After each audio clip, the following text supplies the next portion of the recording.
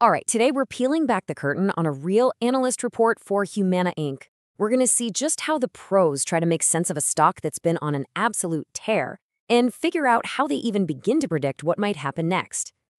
So just in the last 3 months, Humana's stock has been on a complete roller coaster. I mean, it soared all the way up to a high of over $315. And then it plunged to a low of under 207. That is a huge swing, and it's exactly this kind of chaotic movement that technical analysts live for.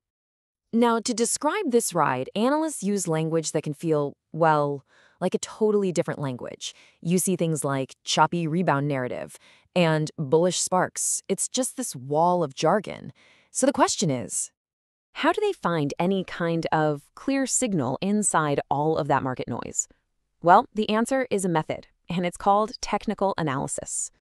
They use a whole toolkit called technical analysis. And this isn't about digging through a company's financial reports. Nope.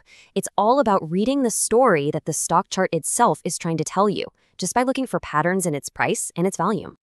So yeah, it's way less about how the business is actually doing, its profits or its products, and a lot more about the psychology of the market itself.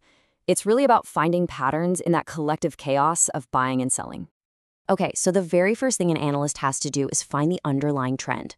They need to completely ignore all the daily static, all those little up and down jitters, and see the real direction the stock is trying to go. And they've got a specific tool just for that.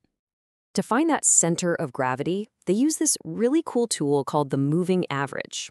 What it does is it basically irons out all the little wrinkles in the price chart so you can see a much smoother, clearer path. And if we look at the Humana report, it zeroes in on two really important moving averages. The SMA 50, that's the 50-day average for the short-term trend, and the SMA 200, the 200-day average, which gives you that much, much longer-term picture. So what does this actually tell an analyst? Well, it shows that Humana's recent price is trending above its historical average. You can think of it like a car that's briefly speeding up faster than its average speed on a really long road trip. It's a potential sign of some positive momentum. But, just knowing the direction, that's only half the battle. Analysts also need to know how much energy is behind that move. Is this trend about to run out of gas, or is it just getting warmed up?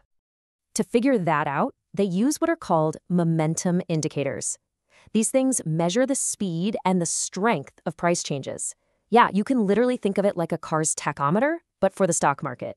And the Humana report uses a whole dashboard of these things. You'll see acronyms like RSI, which tells you if a stock might be overbought or oversold, and MACD, which kind of compares recent momentum to past momentum.